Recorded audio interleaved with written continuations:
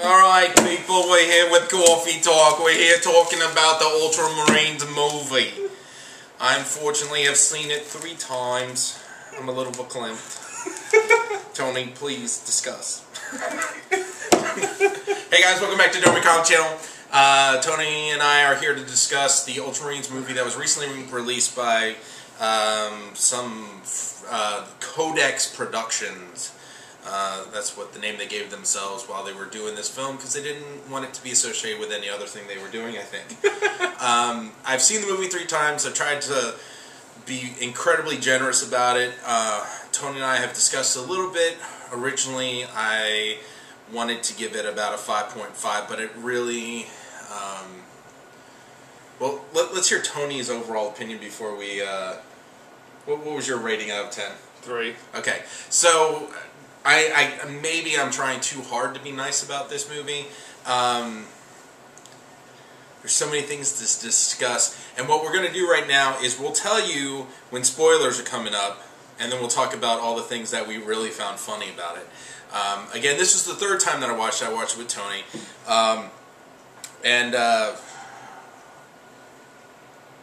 Why did you think it was a 3? I wish I had access to that armor in my codex. The Warhammer.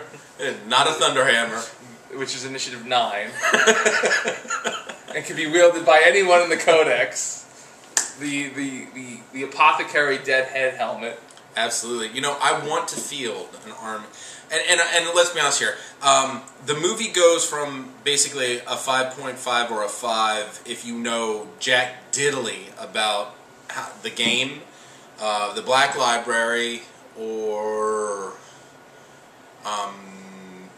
what to anticipate from a movie. So if you can get past all of that, so it's a 5.5. Nigerian children, they will love it. They might give it a 7.75. But honestly, yeah, I think Tony's perspective definitely is coming from the game itself, which didn't match at all. No, I mean, come on. A captain with an apothecary, no command squad, people wearing veteran armor on their first battle. And turned into a captain on their 2nd battle. They went right from the tactical marine, the one that takes 1,000 years to get to. First combat tac marine. The comment that we hear throughout the movie is, "We march for a crag and we shall know no fear." But really, it should have been, "We march from a crag and we promote like crazy." It keeps the attrition rate down when you promote, when you convert to a sergeant. When you're a sergeant and you can become a captain, first off, when you become a sergeant, having experienced no combat whatsoever, and you did really well in the cuts. He had high aptitude scores. It completely glosses over the whole notion that Space Marines are supposed to be scouts before they become Space Marines. They ignore their own promotional chart. Exactly. Now, from just a general movie perspective, there was a lot of problems with it. Mainly that it was 70 minutes long. I'm pretty convinced that I could, with a little bit of editing, make it go down to about 45 minutes, not lose any part of the storyline, and just keep people from watching a lot of zoom-ins with no discussion, a lot of, well, let's walk through the desert with no background scenery and not talk. Maybe some of the scenes where here's the Thunderhawk gunship that needs the land speeder to be loaded into it, instead of starting it here and just getting it on there and getting to the next scene, started almost off camera on a slow moving vehicle, posting it up into, I'm not done yet, we're posting it into the Thunderhawk gunship. Oh wait, we're gonna watch the thing come back down and exit stage right. And your interpretation was shorter than the movie. By far. I sped it up for you guys because I realized that even as a partner, I might not be able to post longer than 20-minute videos. So, you know, trying to keep it real. Okay, so I think Tony's afraid of saying anything that would be a spoiler, which is why he hasn't said a whole lot. There's just too much to say. It was all wrong. So now we're going to go into spoiler alert mode. If you've not seen the movie, go turn off this video, go somewhere else. Forget the movie exists and get your hour and a half of your life back. Go do something else. Go pin a metal demon prince, because that would be more worthwhile. I know it felt like an hour and a half, but it was really only an hour and 10 minutes or so. Okay, so spoiler alert. I've decided wholeheartedly that my Black Templar need to be remodeled. I'm going to pull all the power fists off, guys, and replace it with a Space Marine helmet. Because, man, a Space Marine helmet in this movie can beat the bejeebus out of demon princes. The plasma bolter? Yes, I've never realized how well bolter fire can... Like a squad of like, what, 8 Marines with bolters? Well, first of all, they're unlimited ammo. Oh, first unlimited max ammo sheet. Yeah, that's okay. Okay, so we'll say max ammo. But a squad of 8 Marines with bolters took out like 5 squads of Khorne Berserkers. I've never seen that happen. Not once in a game. No, never. No. The Melt-A-Flamer. The Melt-A-Flamer, yeah. The unlimited Melt-A-Flamer. The one squad of Khorne Berserkers that was still left, completely taken out by a malfunctioning flamer. Exploded. The ability to throw frag grenades. Yeah, and man. People. It's like we're back in Rogue Trader days, where frag grenades could be thrown. It's kind of nice. The chaplain's stick of death.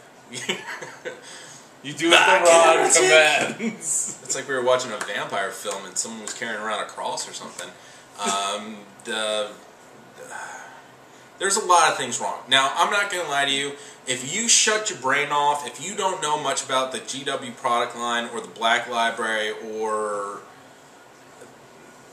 again, if you're willing to just shut your... Like, for instance, there's a lot of people who think Triple X was a fantastic movie. You're the crowd that they're aiming for, I'm telling you that much right now. Oh, maybe not, because that one had more action in it. Yeah. So, the first 15 minutes of the movie, a little bit drawn out. It felt very much like we were attending a church service. There was a lot of, like, someone preaching and then a response. So it was like, you know, and peace be with you, and also with you. You know, that kind of thing throughout the first 15 minutes of the movie could be kind of, again, condensed a little. Didn't need to see the land speeder loading in. Then there's another 15 minutes where they're walking across the desert, and there are a couple really good story element lines. But 2 minutes of it out of 10. Yeah, but for the most part, out of those 15 minutes, it was a lot of just literally watching the same animations going over and over and over as they walked against a background of nothing and sand. Well, it was really cheap to animate. Yeah. I mean, quite honestly, I think the animators tried too hard to make it be classified as a feature-length film. If they had aimed for a 45-minute film, I honestly think that my 5.5 evaluation may have actually stuck, even with all the nuanced, kind of weird things that happen. They put all the animation time into the captain's face. Yes, yes. Someone got a little too rivet happy looking at the captain. And just a lot of kind of weird stuff, like the captain, you know, he's staring into this black shroud where visibility is down to just a few feet in front of your face, and the flamethrower guy has to keep throwing out sparks of flame, but he rips off his helmet to take a look, and it's just like, really? Extra animation budget went to the face. Oh, they got to show it off a lot. The guy who drew the face made the most money. So, name something that you liked out of it. I wasn't ready for that. I wasn't ready for that. Okay, I'll say one thing that I liked about this film, because I didn't walk out of the theater like I felt like watching Batman and Robin with Arnold Schwarzenegger as Mr. Freeze. He was awesome. that I think was worse than this movie. I really do. But what did I like about it? I really liked the lighting effects that they did on the Imperial Fist chaplain armor. I thought that was nice. That's a strong grammar. Wow. I thought that there were some very artistic licenses used for some of the action sequences of the Ultramarines holding not the high ground, but like the low ground, which was weird. It's like, oh, we're surrounded. That's not good. It sounds like you're complimenting somebody on how they glued the model to the base. I like how you hey, come on! I like how you put both feet on the ground and used glue on both feet. I like how you had the guy looking in the same direction as his gun. That's a nice touch. I thought it was a very artistic choice to include a little bit of sprue with the weapon that you glued to their hands. That's about where I'm at with this movie. My biggest concern and something I don't understand is I think while we are being very critical of the movie, that I don't even come close to understanding how they could charge as much as they're expecting to charge for this movie.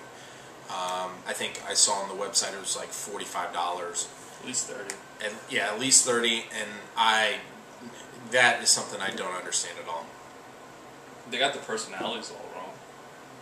The Space Marines fluctuated between a hardcore chaplain and a disgruntled guardsman.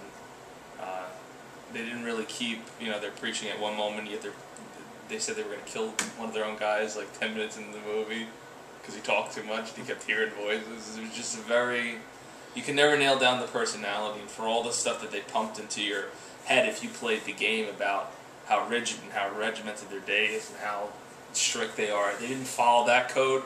But if they tried to loosen them up and make them more human, I understand that, but they didn't follow that either because they're constantly doing sermons on the mount. Yeah, it almost seemed like the voice actors were not in the same room when they filmed the audio portion of this film. So you had one guy who kind of came in and said, I'm going to talk to everyone like I'm talking to an entire room, even if it's the person standing next to me. You're talking too loud. You're thinking too loudly, apothecary. Ha ha ha ha. And then another guy who is like conscious of the fact that he's either talking to himself or so it was a bizarre mix. And again, I think the Imperial Fist guys were probably the most well done overall voice. There were only 2 of them, and they only existed for 10 minutes of the 70-minute movie. There were only 2 of them. It's kind of hard to screw it up. And it was Nervous Book Guy. But come on. And wait. You're saying there's only 2 of them, that's hard to screw up. But honestly, it's not like there's a huge modeling difference between an Imperial Fist and an Ultramarine. It's yellow. Yellow's harder to paint than blue.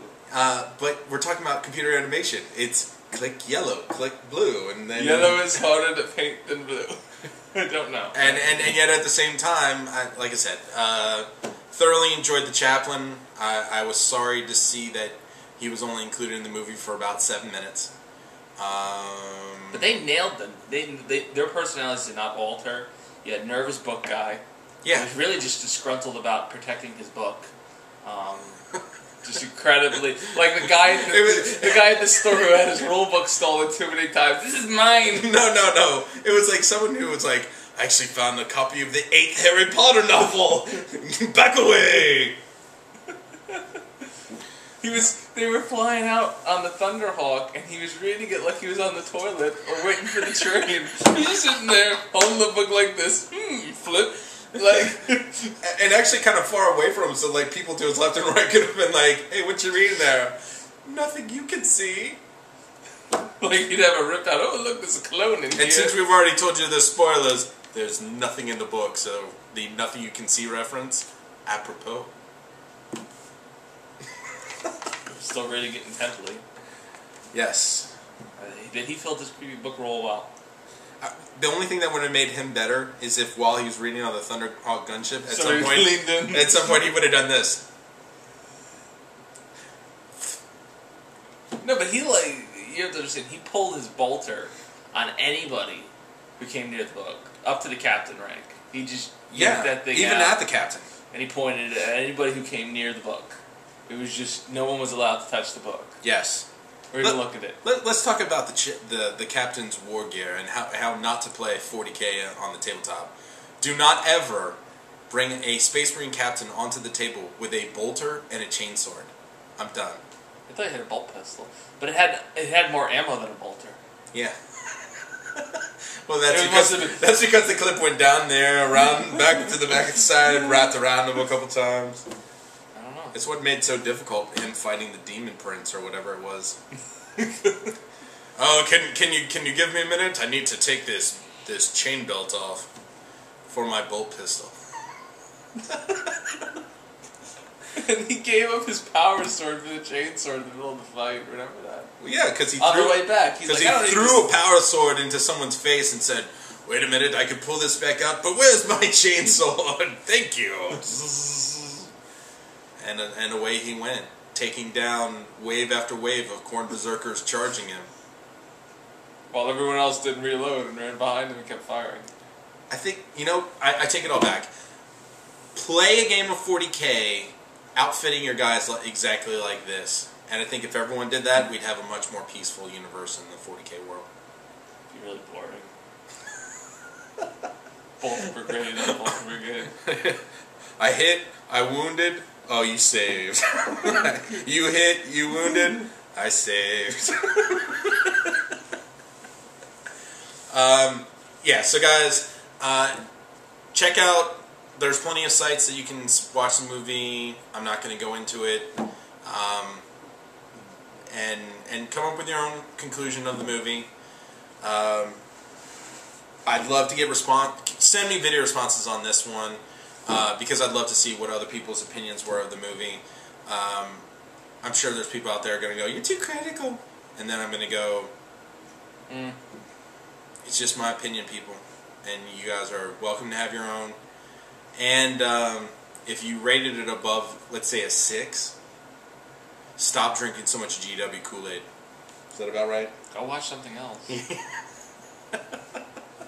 gotta get more videos under your belt for some statistical reference.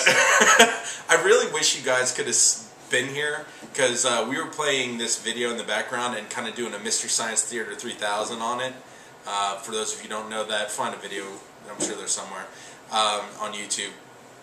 But there are a lot of really fantastic comedic lines that can be discussed as the movie's rolling. I wonder what kind of rights you have to have in order to do something like that. Like you have to wait until the movie goes into the dollar bin or something? Because if so, we'll have that out for you by the end of the year. I don't think it'll even make it to the dollar bin. I don't think it's worth that much. Anyways, later.